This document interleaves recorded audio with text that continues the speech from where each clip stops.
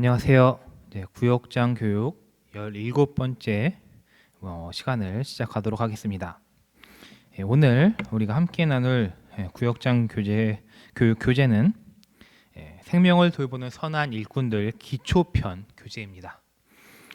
생명을 돌보는 선한 일꾼들 교재가 기초편이랑 고급편이 있는데, 이중에 기초편 교재 4과 67페이지, 68페이지 내용을 오늘 우리가 함께 공부하도록 하겠습니다. 우리 먼저 기도하고 시작하도록 하겠습니다. 사랑이 많으신 하나님 아버지, 오늘도 우리가 함께 구역장 교육을 시작하려고 합니다. 주님, 이 교육 시간이 단지 우리의 지식을 넓히는 시간만이 되는 것이 아니라 이 내용들이 정말로 우리의 구역 모임하는 가운데 실제적으로 적용되고 우리의 삶 가운데 적용되어서 우리가 더욱더 주님 안에서 풍성한 삶을 나누고 더욱더 우리 구역이 주님 안에서 부흥 성장되는 그러한 자양분이 될 수 있도록 이 시간을 통하여 주님 일하시고 역사하여 주옵소서. 함께 하실 주님을 믿고 기대하며 이 모든 말씀 예수님의 이름으로 기도드립니다. 아멘. 구역장 교재 생명을 돌보는 선한 일꾼들 기초편 68쪽을 함께 보겠습니다. 오늘은 이제 성경 이해와 가르침이라는 과인데, 우리가 이제 구역장으로서 가져야 될 여러 가지 덕목 중에 가장 기본적인 이제 성경에 대한 기초 지식들을 오늘 우리가 함께 배우는 시간입니다. 아마 다들 잘 아시는 내용이겠지만 그래도 한 번 더 내가 아는 것들을 점검한다라는 자세로서 오늘 교육을 함께 들어주시면 감사하겠습니다. 68쪽 마음밭 갈기에 있는 링컨 대통령에 관한 글을 이제 함께 읽도록 하겠습니다. 제가 읽어드리겠습니다. 미국인과 세계의 많은 이들로부터 존경을 받는 미국의 역대 대통령 링컨은 성경 말씀을 따라 사는 사람이 훌륭한 삶을 살 수 있다라고 말했다. 이러한 그에게는 성경과 관련된 평생 잊지 못할 기억이 있었다. 그것은 그가 13살 때 그의 어머니를 여의게 되었는데, 그때 임종을 앞둔 링컨의 어머니 낸시 여사는 다음과 같은 유언을 하였다. 내 아들아, 이 책은 나의 부모로부터 물려받은 성경책이다.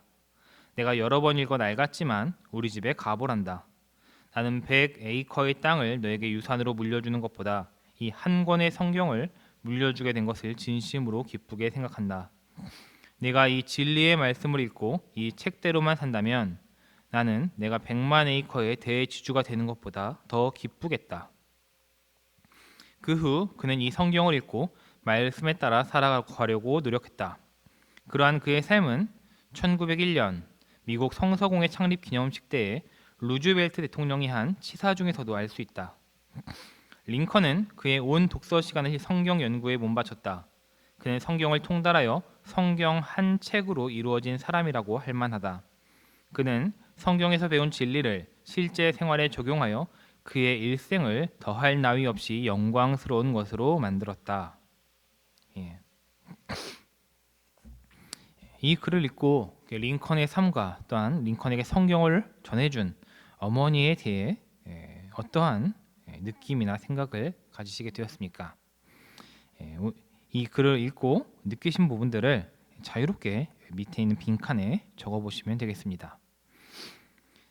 그리고 이제 오늘 오늘 구역장 교육을 진행하기 앞서서 여기에 있는 질문들, 나는 성경이 무엇이라고 생각하는가? 성경은 나에게 언제 귀중한 것이라는 것을 깨닫게 되었는가? 내가 특별히 좋아하고 간직하고 있는 그런 말씀이 있다면 그것은 무엇이며 이유는 무엇인가? 또한 5번째, 우리가 무엇을 믿는지에 대한 장로의 신조 첫 번째 문에서는 신구약 성경은 하나님의 말씀이므로 신앙과 행위에 대하여 정확무오한 유일의 법칙이다라고 말한다. 이에 대한 자신의 생각은 어떠한가? 라고 이제 질문들이 되어 있는데, 이 질문들은 각자 자유롭게 이제 정답이 없는 것이기 때문에 한번 자기의 생각과 느낌을 그대로 적어보시고, 그 다음에 오늘의 교육을 다 진행한 이후에 한 번 더 그것들을 읽어보면서 오늘 배운 내용과 내가 가지고 있었던 생각에 어떠한 차이들이 있었는지, 어떠한 부분들이 동일한지, 이런 부분들을 한번 비교해 보시면 좋겠습니다. 69쪽 밑에 이제 씨 뿌리기 이제 본론으로 들어가서 이제 첫 번째 성경은 하나님의 말씀이다라고 되어 있는 부분을 함께 보겠습니다. 히브리서 기자는 성경을 하나님의 말씀이라고 했고 예수님께서도 사단의 시험을 물리치실 때 신명기 8장 4절을 인용하셔서 사람이 떡으로만 살 것이 아니요 하나님의 입으로 나오는 모든 말씀으로 살 것이라 하고 말씀하셨습니다. 그렇다면 말씀이란 무엇입니까? 일반적인 의미에서 말씀은 입을 열어서 언어로 그 자신의 뜻을 전하는 것을 말합니다. 성경에는 하나님의 직접적인 음성으로서의 말씀도 있으나 그것은 극히 적은 부분일 뿐이며 66권의 그 성경 기록은 이와는 다른 내용들이 대부분입니다. 그러면 성경이 어떻게 해서 하나님의 말씀이라고 할 수 있을까요? 그것을 히브리서 1장 1절에서 2절까지의 말씀을 읽고 이 빈칸을 채우면서 그 의미를 한번 생각해 보도록 하겠습니다. 각자 말씀을 찾아주시고 제가 대표로 읽어드리도록 하겠습니다. 히브리서 1장 1절에서 2절 말씀입니다. 옛적에 선지자들을 통하여 여러 부분과 여러 모양으로 우리 조상들에게 말씀하신 하나님이 이 모든 날 마지막에는 아들을 통하여 우리에게 말씀하셨으니 이 아들을 만유의 상속자로 세우시고 또 그로 말미암아 모든 세계를 지으셨느니라. 아멘. 먼저 1절을 보면 하나님께서 옛적에 선지자들을 통하여 여러 부분과 여러 모양으로 우리 조상들에게 말씀하셨다라고 하고 있습니다. 그래서 여기 이제 밑에 있는 그 그림을 보면 하나님께서 그리고 여러분 여러 모양 말씀하셨다 그 위쪽으로 가로칸이 크게 3개가 있는데 첫 번째 가로칸에는 옛적에 그리고 두 번째 칸에는 선지자들로 세 번째 칸에는 우리 조상들에게라고 적으시면 되겠습니다. 즉 하나님께서 옛적에 선지자들로 우리 조상들 그 이스라엘 백성들의 조상들에게 여러 부분과 여러 모양으로 말씀하셨다는 것입니다. 이렇게 하나님께서 옛적에 이스라엘 백성들의 조상들에게 선지자들을 통하여 하신 그 말씀이 무엇이겠습니까? 그것이 바로 구약 성경입니다. 그래서 위에 있는 네모 칸에는 구약이라고 적으시면 되겠습니다. 그리고 그 밑에 이제 2절을 보게 되면 이 모든 날 마지막에는 아들을 통하여 우리에게 말씀하셨으니 라고 되어 있습니다. 그러면 그 밑에 있는 가로칸 3개에는 첫 번째 칸에 마지막에, 두 번째 칸에 아들로, 세 번째 칸에 우리에게 라고 적으시면 되겠습니다. 하나님께서 마지막에 아들을 통하여 우리에게 여러 부분과 모양으로 말씀하신 내용들, 이것이 또 무엇이겠습니까? 이것이 바로 신약 성경입니다. 그래서 밑에 있는 네모 칸에는 신약이라고 적으시면 되겠습니다. 그래서 원래 말씀이란 사전적 의미로는 입으로 이제 전한 내용들만이 말씀이지만 여기에 나와 있는 것처럼 하나님께서 선지자들 또는 하나님의 아들인 예수님을 통하여 여러 부분과 여러 모양으로 우리에게 말씀을 하셨습니다. 그래서 이 말씀의 의미는 하나님께서 우리에게 나타내고자 하시는 모든 활동으로 이해하는 것이 좋습니다. 그래서 하나님께서 말씀하신 모습들은 구약에서는 선택하신 이스라엘 백성들에게 하나님의 사람들 아브라함과 이삭과 야곱과 같은 그런 족장들을 통하여 또는 사무엘이나 이사야, 예레미야 같은 예언자들을 통하여 또는 출애굽이나 이스라엘 민족의 바벨론 포로 및 그 귀한 사건 등 이러한 여러 가지 사건들을 통하여 말씀하여 주셨습니다. 또한 신약에서는 예수님께서 직접적으로 많은 말씀들을 해주셨고 또한 병자를 고치고 귀신을 내쫓고 여러 가지 이적과 활동들을 통하여 우리에게 말씀하셨습니다. 그리고 그 후에는 베드로나 마가나 바울과 같은 여러 사람들을 통하여 우리에게 말씀하셨습니다. 그렇기 때문에 구약과 신약에 있는 그 모든 내용들이 직접 하나님께서 음성으로 이야기하신 내용들은 아니라 할지라도 그 안에 기록된 모든 내용들이 하나님께서 우리에게 여러 부분과 여러 모양으로 하신 하나님의 말씀이라고, 그래서 그 가운데에 하나님의 뜻이 담겨 있다고 우리는 이야기할 수 있는 것입니다. 그러면 이제 두 번째로 성경이 어떠한 목적으로 기록되었을까, 이것들을 생각해 보겠습니다. 이 세상에 있는 모든 책들은 다 어떠한 목적을 가지고 기록되게 되어 있습니다. 그리고 어느 책이든 또 각각의 사건을 바라보는 그 특유의 관점이 있습니다. 71쪽에 있는 그 패러그래프의 글을 읽어보면, 만약에 설악산 깊은 계곡을 등반하다 악천후를 만나 생명의 위협을 느꼈다고 가정을 해보자. 이 사건을 보는 시각은 매우 다양할 것이다. 예를 들면 기상학에 관심이 있는 사람은 구름이나 바람의 방향 혹은 온도의 차이 등을 말하면서 악천후의 원인이 어디에 있었는가를 설명할 것이다. 또한 심리학자는 그런 상황에서의 사람의 심리적인 상태를 분석하면서 그 사람이 의지가 강한지 약한지 등에 관심을 가질 수 있다. 또한 문학을 하는 사람은 생명의 위협을 느끼는 순간 그 사람의 실존적인 경험과 그때 그 사람은 어떤 생각을 하고 있었는지 등에 관심을 가질 수 있다. 그러나 그가 만일 하나님에 대한 신앙을 가진 사람이라고 한다면 그는 그러한 상황에서 하나님을 향해 기도할 것이고, 그 상황을 벗어났을 때 보이지 않았던 하나님의 구원의 손길에 감사할 수 있을 것이다. 즉 하나님과의 관계에서 그 사건을 이해한다는 것이다. 이와 같은 관점을 신앙의 시각 혹은 신앙의 관점이라고 한다. 성경은 신앙의 시각 혹은 신앙의 눈을 통하여 역사를 바라보고 사건을 해석하며 잘함과 잘못함을 판단한다. 그리고 그 사건에 나타나 있는 하나님의 의도와 행동을 기록하고 있다. 성경은 절대자 하나님을 향한 신앙의 시각에서 쓰여졌다. 성경이 신앙적 시각을 통하여 나타내려고 하는 것은 하나님의 구원 행동이다. 즉 성경은 사람들로 하여금 인간과 세상을 구원하시는 하나님을 발견하게 되고 그의 뜻에 따라서 바르게 살면서 영생의 길을 걷게 하려는 것이다. 여기 제일 마지막에 있는 즉 이후로 되어 있는, 성경은 사람들로 하여금 인간과 세상을 구원하시는 하나님을 발견하게 하고 그에 따라 바르게 살면서 영생의 길을 걷게 하려는 것이다. 이 부분에 밑줄을 좀 쳐주시면 좋을 것 같습니다. 바로 이것이 성경이 기록된 우리에게 주어진 목적입니다. 성경 기록의 목적은 다음에 두 구절을 통해서도 이해할 수 있는데, 72쪽에 보면 요한복음 20장 31절과 디모데후서 3장 17절이 나와 있습니다. 제가 이 두 성경 말씀 구절들을 읽어드리도록 하겠습니다. 먼저 20장 요한복음 20장 31절 말씀입니다.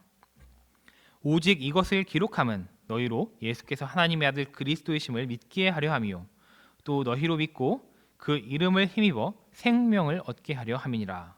아멘. 성경이 기록된 목적이 예수님을 믿고 우리로 생명을 얻게, 우리로 구원을 얻게 하시기 위함이라고 말하고 있습니다. 또한 디모데후서 3장 17절 말씀은 이는 하나님의 사람으로 온전하게 하며 모든 선한 일을 행할 능력을 갖추게 하려 함이라 하면서, 성경이 기록된 목적이 우리로 하나님 앞에서 온전하고 그래서 선한 일을 행할 수 있게, 아까 우리가 그 앞 71쪽에서 밑줄 친 그 내용에 의하면 하나님의 뜻에 따라 바르게 살면서 영생의 길을 걷게 하려고 이제 성경이 우리에게 주어졌다는 것입니다. 그래서 이러한 성경은 72쪽을 보면 크게 두 부분으로 나눌 수 있습니다. 바로 우리가 잘 알고 있는 것처럼 구약과 신약입니다. 구약은 말 그대로 옛 구자에 그 약속, 약자를 써서 옛 약속이란 뜻이고, 신약은 새로운 시자를 써서 새로운 약속이라는 뜻입니다. 그래서 구약 성경은 총 39권으로 또 신약 성경은 총 27권으로 기록되어 있는데, 각각 구약 성경과 신약 성경은 밑에 있는 것처럼 구약은 율법서, 역사서, 시가서, 예언서로 이렇게 나눌 수 있고, 또 신약 성경은 복음서, 역사서, 그리고 서신서, 그리고 서신서 중에서는 바울 서신과 일반 서신, 그리고 또 묵시록, 이런 식으로 또 각각의 내용들을 분류해 볼 수 있습니다. 성경의 이러한 순서나 구조를 반드시 꼭 외워야 하는 것은 아니지만, 우리가 이제 구역장으로서 한 요 정도의 기본적인 성경 지식들은 항상 가지고 있으면 좋겠습니다.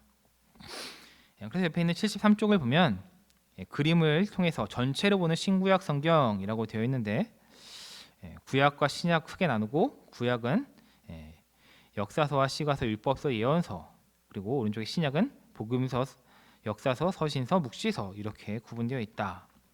그리고 각각의 권수는 39권과 27권이고 주제는 구약의 주제는 행위로 하나님을 기쁘시게 하려고 했던 인간들의 실패들, 그리고 신약은 우리에게 구원을 베푸시는 예수 그리스도의 인격과 사역. 그리고 핵심 구절은 요한복음 1장 17절 말씀이라고 되어 있는데 요한복음 1장 17절 말씀 보면 율법은 모세로 말미암아 주어진 것이요 은혜와 진리는 예수 그리스도로 말미암아 온 것이라 하면서 이제 율법은 모세를 통하여 주어진 것이고 은혜는 예수 그리스도를 통하여 온 것이다라고 되어 있습니다. 그리고 이제 예수 그리스도의 나타나심에 대하여는 이제 구약 성경에서는 예언과 또한 유월절 어린 양 또한 장막과 희생 제물로서 예수님을 미리 예표하고 있고 또한 신약에서는 실제로 사람 가운데 나타나신 그런 육체로서 또한 사도들의 가르침 속에서 또한 다시 오실 예수님으로서 또한 예수님이 나타나고 있습니다.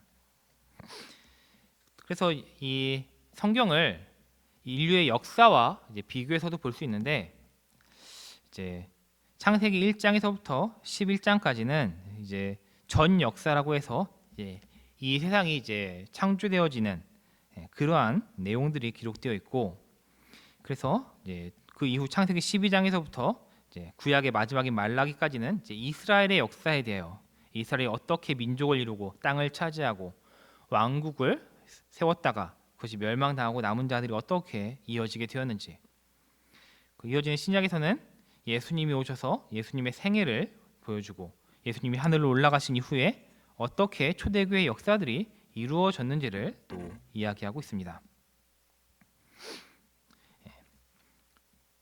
73쪽 이제 밑에 있는 위에 신구약 성경의 구조를 비교할 때 어떠한 특징들을 발견할 수 있는가? 이해되지 않는 점들에 대해 서로 질문하는 기회를 가져보자 라고 되어 있는데 이것들을 비교해 보시다가 이제 잘 이해가 되지 않고 질문하시고 싶은 내용들이 있으시면 어려워하지 마시고 이제 저한테 카톡이나 전화나 주일날 교회 오셨을 때 저에게 질문을 해주시면 되겠습니다. 다음 장 넘어가서 74쪽에 보면 이제 성경 목차 노래가 이제 있습니다. 우리가 이제 어릴 적에 많이 불렀었던 창세기, 출애굽기, 레위기, 민수기, 신명기, 여호수아 이렇게 되는 이 노래인데 성경이 총 이제 구약이 39, 또 신약이 27 이렇게 66권이나 되어서 그 모든 그 성경의 순서들을 이제 그냥 외우면 외우기가 쉽지 않은데 이렇게 노래를 통하여 외우면 좀 외우는 게 좀 용이하기 때문에 이런 노래를 통해서 이제 성경의 순서 정도는 좀 우리가 알고 있는 것이 좋겠습니다. 이어서 옆에 있는 75쪽을 보겠습니다. 그러면 이제 우리가 이런 성경을 어떻게 구역원들에게 가르치고 어떻게 공부를 하면 좋을까? 이것에 대하여 지금 우리 교재에서는 귀납적인 방법을 통해서 우리가 성경을 나누면 좋겠다라고 하면서 귀납적인 방법의 예시를 이제 보여주고 있습니다. 참고로 귀납적인 방법이라고 하는 것은 이제 어떤 처음부터 결론을 내는 것이 아니라 일반적인 사실에서부터 조금씩 이야기들을 끌어나가서 마지막에 이제 최종 결론을 도출해내는 이러한 방법인데 여기에는 이 누가복음 10장의 말씀을 우리가 예시로서 함께 이제 살펴보면서 이 귀납적인 방법이 어떻게 진행되는 것인지 함께 나누어 보도록 하겠습니다. 누가복음 10장 25절에 37절까지의 말씀은 우리가 잘 알고 있는 이제 선한 사마리아 사람에 대한 이야기인데 이 이야기는 처음에 어떠한 율법 교사가 예수님에게 찾아와서 예수님을 시험하여서 어떻게 하면 영생을 얻을 수 있습니까? 질문하는 것에서부터 시작됩니다. 그러자 예수님은 바로 대답을 하시는 것이 아니라 한 사람이 여행을 하다가 다쳐서 죽게 된 것을 이제 사마리아 사람이 도와주는 이러한 이야기들을 들려주면서 이 중에 누가 이 강도 만나서 죽게 되었던 사람의 이웃이 되겠느냐라고 되물으시고 너도 가서 이와 같이 행하라 하면서 이제 이 이야기가 맺어지고 있습니다. 이러한 이 내용의 말씀을 우리가 함께 공부하고 나눌 때 가장 첫 번째로 해야 될 것은 본문을 읽는 것입니다. 본문을 읽는 것에는 여러 가지 방법이 있는데, 하나는 이제 앞에서 그 교육을 인도하는 인도자가 전체 내용을 혼자서 다 읽는 그러한 방식이 있고, 또한 두 번째로는 모두가 함께 한 목소리로 이제 읽는 그런 합독이 있고, 또한 세 번째는 한 절씩 번갈아 가면서 읽는 교독. 이러한 방법들이 우리가 흔히 쓰는 방법들인데, 그 외에도 여기에 있는 이 책에 있는 내용처럼 그 성경에 있는 그 내용에 그 성경 인물들을 한 명씩 따서 연극처럼 각 배역을 맡아서 그 성경을 읽어보는 것도 그 성경의 그 내용들을 우리가 이해하고 그 성경의 그 내용들을 더 잘 받아들이는데 도움이 되는 방법입니다. 그래서 여기에서는 질문을 하는 율법사와 예수님과 또 이렇게 배역을 나누어서 서로 이제 대화하듯이 한번 이야기를 이제 해보도록 이제 하고 있는데, 기회가 되신다면 다음에 구역 모임을 하실 때 이런 식으로 한번 성경을 읽어보시는 것도 좋을 것 같습니다. 그리고 이제 76쪽으로 넘어와서 성경을 읽은 다음 두 번째로는 이제 본문의 내용을 이제 자세하게 살펴보면서 본문의 내용들을 이해해 보아야 합니다. 여기서는 일단 첫 번째로 일단 이 선한 사마리아 사람의 이야기가 이 누가복음에만 기록된 것이 아니라 마태복음과 마가복음에도 기록된 이야기이기 때문에 이 세 가지 성경을 함께 비교해서 읽어보면서 본문과의 차이가 무엇인지를 한번 찾아보게 하고 있고, 그 다음에 율법사는 어떠한 사람인지, 그리고 이 이야기에 나오는 제사장과 레위인들은 어떤 사람인지 한번 설명하고, 그 다음에 유대인과 사마리아인과의 관계는 어떠했는지, 이러한 내용들을 이제 쭉 살펴보라고 이야기하고 있습니다. 그래서 첫 번째부터 보면 이제 이 마테마가 누가 이 세 복음서의 차이는 무엇인지 함께 찾아보자라고 되어 있는데, 잘 보면 마태복음과 누가복음에서는 율법사 혹은 율법 교사가 와서 질문한 것으로 되어 있고, 이제 마가복음에서는 한 서기관이 와서 예수님께 질문한 것으로 되어 있습니다. 그리고 마태와 마가에서는 질문을 할 때 모든 계명들 중에 가장 큰 계명이 무엇입니까? 라고 질문하고 있고, 누가복음에서는 어떻게 하면 영생을 얻을 수 있습니까? 라고 질문을 하고 있습니다.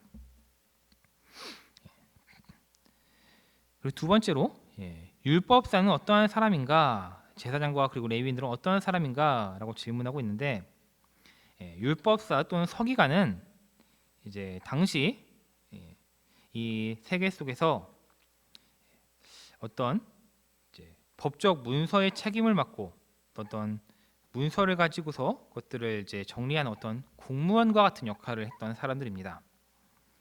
하지만 이제 바벨론 포로 후기에는 율법을 전문적으로 연구하면서 그것들을 해설하고 가르치는 교사의 역할도 감당하였습니다. 그래서 이들은 크게 세 가지의 기능을 했다고 할 수 있는데, 그들은 율법을 연구하였고, 또한 그것을 또 해설하였고, 또한 그것들을 사람들에게 가르치는 이런 세 가지의 역할들을 하였습니다. 그리고 여기 나온 레위인과 제사장은 아마 다들 잘 아실 텐데, 제사장은 구약 시대에 하나님께 제사를 드릴 때 그 제사를 집례했던 사람들이고, 레위인은 제사장을 도와서 그 제사가 잘 드려질 수 있도록 그 일들을 돕는 사람들이었습니다. 우리 세 번째, 유대인과 사마리아인과의 관계는 어떠했는가? 이것은 우리가 이제 이해하려면 이제 이스라엘의 그 역사를 조금 알아야 되는데, 이 사마리아는 이스라엘에서 조금 이제 북쪽에 위치한 도시이고, 그 과거 이스라엘이 남과 북으로 나뉘었을 때 북이스라엘 왕국의 수도가 사마리아였습니다. 그런데 이스라엘 나라가 남과 북으로 이제 이렇게 나뉘었을 때 북이스라엘은 아수르에 의해서 먼저 멸망을 당했고, 그 이후에 이제 남유다는 바벨론에 의해서 멸망을 당하게 됩니다. 근데 이 각각 북이스라엘과 남유다를 이제 멸망시켰던 아수르와 남유다는 자신들이 정복한 땅에 대하여 각기 다른 정책을 펼치는데, 아수르는 자신들이 정복한 나라의 그 사람들을 자기들 나라로 데리고 와서 거기서 자기들의 민족과 함께 혼혈되어 섞여 살면서 그들만의 정체성을 지워버리는 그러한 정책을 펼쳤고, 바벨론은 정복한 나라에 대해서 그들이 그들만의 그 문화를 가지고 그들끼리 살 수 있도록 그들을 따로 구분하는 정책을 펼쳤습니다. 그래서 이 사마리아인이라고 하는 사람들은 원래 이제 북이스라엘 땅에 살던, 원래는 이스라엘 민족이었지만 이 아수르에 의하여 북이스라엘이 멸망하면서 아수르의 혼혈 정책에 의해서 이방인들과 함께 이제 결혼함으로 그 피가 섞인 순수한 이스라엘 민족이 아니라 혼혈 이스라엘 사람들이라고 할 수 있습니다. 그런데 유대인들은 이제 이러한 혼혈 민족이 된 그 사마리아 사람들을 보면서 그들은 이제 이방인들의 피가 섞였기 때문에 순수한 하나님의 백성이 아니고, 그렇기 때문에 저들은 부정한 자들이다라고 하면서 그들을 배척하고 사람 취급하지 않는 이제 그러한 관계에 있었습니다. 이어서 네 번째로, 예수께서 율법사에게 가르치고자 하신 것은 무엇이며 그 방법은 어떠한 것인가? 예수님께서 그 율법사에게 가르치시고자 하셨던 것은 진정한 이웃은 누구인가, 그리고 그러한 이웃에게 사랑을 실천한다는 것은 무엇인가 라는 것을 이제 가르치시고자 하셨고, 그것을 위해 사용한 방법은 이야기를 통하여 스스로 생각하게 하시고 질문을 통하여 스스로 대답을 도출하게 하시는 이제 그러한 방법을 사용하셨습니다. 그러면 다섯 번째, 누가복음 저자가 본문을 통하여 그 당시 독자들에게 주려는 교훈은 무엇인 것 같은가? 라고 한다면, 이 율법사가 먼저 영생을 물어봤기 때문에 그럼 영생에 대하여 이제 깨닫게 하고자 하는 것인데, 예수님은 이 영생에 대한 답을 줄 때에 이웃을 이야기하셨고 그 이웃에게 사랑을 실천하시는 것을 이야기하셨습니다. 그래서 이 본문을 통하여 이제 이 글을 읽는 사람들에게 주고자 하는 교훈은, 하나님의 자녀로서 영생을 얻고자 한다면 이웃들에게 사랑을 실천해야 하는데, 그러한 사랑의 실천은 나와 가까운, 나와 친밀한 사람들에게만 실천하는 사랑이 아니라 내가 잘 알지 못하는 타 민족과 타 종족과 그러한 사람들까지도 차별하지 않고 배척하지 않고 그들을 동일하게 품어주는 사랑 가운데 있다라는 내용들을 이해하고 전하고 있는 것 같습니다. 그러면 이제 이어서 이러한 본문을 더 깊이 이해하기 위해서 이제 어떻게 더 자세히 살펴볼 수 있는가, 이제 이러한 내용들을 이야기하고 있는데, 77쪽을 보면 예수님의 질문을 자세히 살피면 다음과 같이 분류해 볼 수 있다. 첫 번째, 율법에 무엇이라고 기록되어 있느냐? 이것은 상대방의 지식을 지금 묻고 있는 겁니다. 그리고 두 번째, 네가 어떻게 읽느냐? 그럼 이것을 너는 어떻게 이해했느냐? 라고 그 해석을 묻는 것이고, 세 번째로, 내 의견에는 이 세 사람 중에 누가 강도 만난 자의 이웃이 되겠느냐? 라고 질문하시는데, 이것은 그렇다면 너는 이것을 어떻게 너에게 적용시키겠느냐? 라고 이제 질문하시는 겁니다. 그래서 밑에 있는 그림처럼 우리가 그것을 더 잘 깊이 있게 이해하려면 세 가지를 질문해 볼 수 있는데, 첫 번째로는 내용입니다. 이 본문 말씀에서는 누가 언제 어디서 무엇을 어떻게 지금 진행하고 있는 것인지, 두 번째는 해석, 그렇다면 이것이 왜 이렇게 되었고 무엇 때문에 어떻게 이렇게 되었는지 해석에 관한 질문, 그리고 세 번째는 그렇다면 이것이 나에게 또는 우리 공동체에 어떻게 적용될 수 있고 무슨 의미가 있는지, 이러한 것들을 우리가 질문하면서 그것을 통하여 더 깊은 이해를 할 수가 있습니다. 그래서 밑에 있는 본문을 읽고 세 종류의 질문을 만들어 보자라고 되어 있는데, 제가 예로서 이제 말씀을 드리면, 첫 번째 내용에 관한 질문은 예를 들면 상처 입은 유대인이 만났던 사람은 누구인가? 라고 질문할 수 있겠죠. 그러면 뭐 제사장과 레위인과 또 사마리아 사람을 만났다라고 얘기할 수 있고, 두 번째로 그럼 그들은 각기 어떻게 행동하였는가? 라고 질문할 수 있는데, 그럼 거기에 대해서 제사장과 레위인은 그냥 지나갔고 사마리아인은 그를 도왔다라고 대답할 수 있겠죠. 그러면 이제 두 번째로 이제 그것에 대해서 어떻게 해석할 수 있는지 해석에 관한 질문을 해야 됩니다. 그러면 이 제사장과 레위인은 왜 지나쳤고 사마리아인은 왜 도왔을까? 여기엔 정답은 없습니다. 이제 여기에 대한 대답은 스스로 한번 이제 생각을 해보는 거죠. 내 생각에는 이런 것 같다. 내 생각에는 저럴 것 같다. 또 뭐 다른 해석에 관한 질문을 한다면, 그렇게 행동한 후에 각각의 사람들은 어떤 느낌을 가졌을까? 뭐 제사장과 레위인이 그를 도와주지 않고 그냥 지나쳤다면 그들은 지나친 이후에 어떤 생각을 하고 어떠한 감정을 느꼈을까? 사마리아인은 그를 잘 도와준 이후에 어떠한 감정을 느꼈을까? 이러한 것들을 한번 생각해 보면서 해석해 볼 수 있습니다. 그리고 세 번째로는 이제 적용인데, 이 적용에서는 이런 질문을 해볼 수 있습니다. 나는 과거에 이렇게 어려움에 처한 사람에게 뭐 제사장이나 레위인처럼 행동을 했었는가? 아니면 사마리아인처럼 행동을 했었는가? 또는 오늘 나는 어떠한 사람들에게 이웃이 될 수 있고 지금 나에게 주어진 이웃은 누구인가? 이러한 것들을 또 나에게 적용해 보면서 이제 생각을 해볼 수 있습니다. 그래서 이렇게 이러한 귀납적인 방법에 또 성경 공부를 통하여 우리가 구역 모임 하실 때 더 그 말씀 가운데 깊은 은혜를 나누실 수 있기를 바랍니다.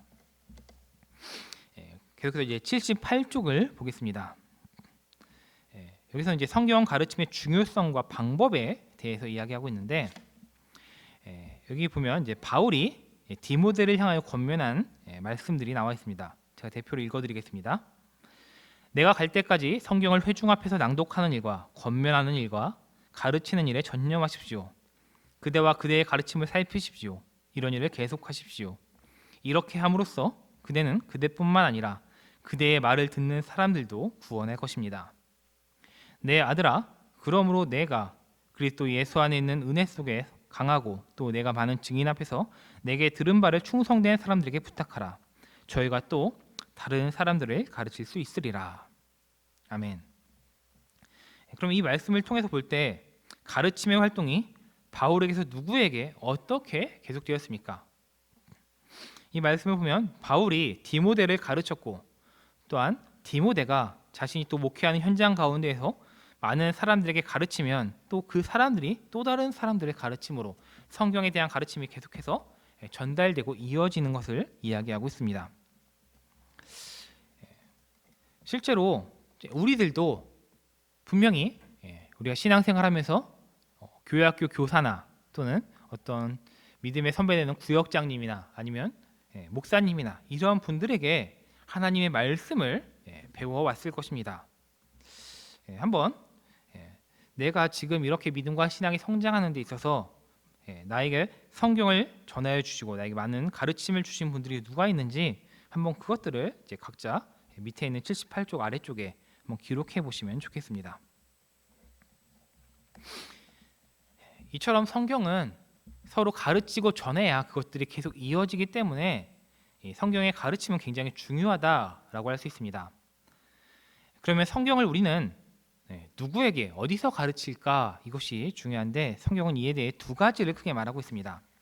79쪽을 보면 두 번째 줄에 첫 번째는 가정에서 자녀를 대상으로 한 성경 교육입니다.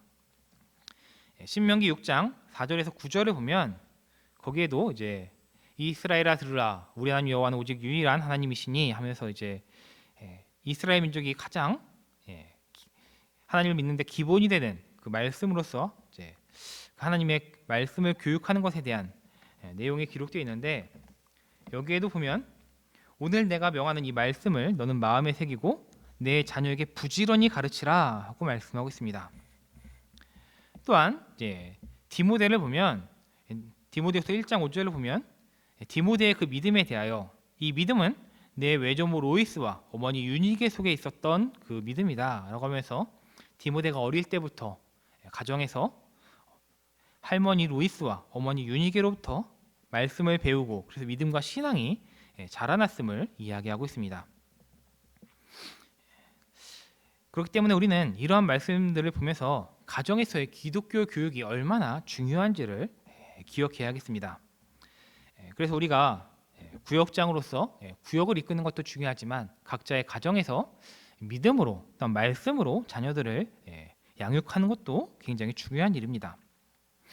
또한 두 번째는 이제 79쪽 밑에서 두 번째 패러그래프를 보면 둘째는 교회에서의 성경 교육으로 교회 학교의 학생들과 구역에서의 성경 공부이다라고 말하고 있습니다. 성경을 보면 성경에서 이제 예수님께서 우리에게 정말로 많은 말씀들을 하셨지만 예수님은 부활하신 후 하늘로 올라가시기 전 가장 마지막으로 말씀하시길 가서 모든 족속으로 제자를 삼아 아버지와 아들과 성령의 이름으로 세례를 주고 내가 너에게 분부한 모든 것을 가르쳐 지키게 하라 하고 말씀하셨습니다. 그렇기 때문에 우리는 신앙생활하면서 교회 안에서 하나님의 말씀을 가르치고 전하는 것이 굉장히 중요한 일인 것입니다. 이제 80쪽으로 넘어가겠습니다. 자, 이제 마지막인데 그러면 오늘 이제 말씀을 정리하면서 나는 누구에게서 성경을 배웠는지 그것들을 한번 적어보시고 나는 지금 누구에게 성경을 가르치고 있는지 뭐 예를 들면 구역 식구들이 될 수도 있고 교회 학교에서 봉사하시는 분들은 교회 학교 학생들도 될 수 있고 아니면 가정에 있는 자녀들도 될 수 있고 나는 누구에게 성경을 가르치고 있는지 이런 것들을 한번 적어보시고 이렇게 성경을 배우는 일 또는 성경을 가르치는 일에 있어서 나에게 또는 공동체 가운데 유익은 무엇이 있었는지 이런 것들을 한번 돌아보시면 좋겠습니다.